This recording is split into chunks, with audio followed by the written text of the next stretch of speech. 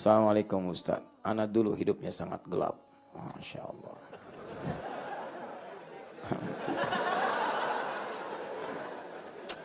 Ada apa dengan tiang hari ini? Baik.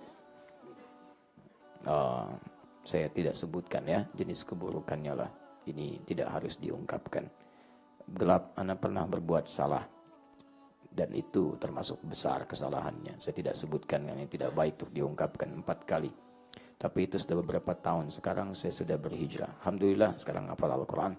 Sudah 4 juz. Tapi takut akan dosa itu. Baik, sebagaimana saya bisa menebus dosa itu, Ustaz? Pertama, bertobatlah kepada Allah dengan tobat yang terbaik. Karena pembuka pintu kembali itu tobat. Ayat untuk antum itu langsung ada di Quran surah 39 ayat 53. Perbuatan antum ini yang bertanya kepada kami dengan kalimat yang mungkin antum pahami sendiri karena Anda yang tahu jenis tulisannya, itu turun Quran surah 39 ayat 53. Persis betul kasusnya sama dengan antum. Ya, kemudian pernah berbuat salah, kesalahannya besar, tapi apa yang terjadi? Allah ternyata sifat rahmatnya lebih tinggi dibandingkan dengan murkanya.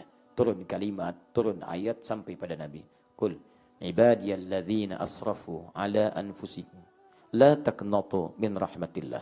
Katakan Muhammad pada hambaku yang pernah israf berbuat dosa. Israf itu segala yang berlebihan. Maaf, orang bohong, dia diborong. Bohong iya, fitnah iya, mukul iya, cela iya. Kalau enggak berdosa sehari, gatal. Itu israf. Sama dalam berpakaian, israf. Semua ingin dibeli. Padahal belum tentu dipakai. Israf. Makanan israf. Jatah sarapan sekali.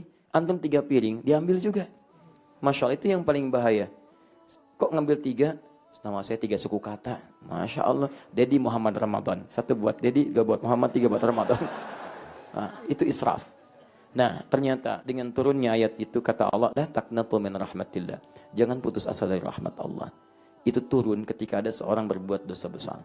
Maka kemudian dia bahagia dengan turunnya ayat itu, dia bertobat kepada Allah Subhanahu wa taala. Bagaimana tobatnya? Urusan dengan Allah, sesali. Minta ampunan, kemudian jangan diulangi kembali. Maka ciri diterimanya, antum akan benci mengingat peristiwa itu. Antum tidak senang melihat kejadian serupa dan antum bertekad untuk menghilangkan dalam kehidupan pribadi dan bisa mengajak orang lain untuk meninggalkan perbuatan buruk itu. Yang kedua, terkait dengan manusianya yang bersentuhan antum dengan itu pun harus diselesaikan. Salah satunya misalnya bisa dengan cara mengakui perbuatan dosa itu.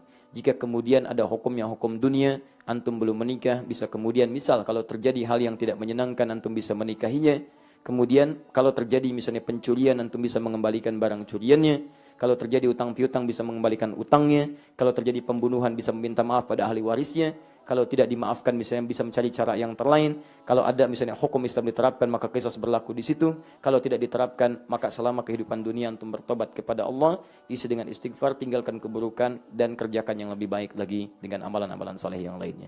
Dan semoga dengan itu ciri diampuni dosanya. Jika sudah tidak suka dengan keburukan, meningkat amal salehnya. Semoga Allah memuliakan antum dan mengulikan pada kebaikan insyaallah. Tidak ada yang tidak pernah berbuat salah. Ustadz pun sama. Saya begitu. Jangan Anda kira saya bebas dari kesalahan. Saya juga banyak kesalahan. Mungkin dalam pandangan Allah, antum lebih mulia di sisi Allah. Karena itu, jangan putus. Saya pun mohon doakan dalam sujud antum. Setidaknya saya mohon minta kepada Allah supaya Allah mengampuni dosa-dosa saya.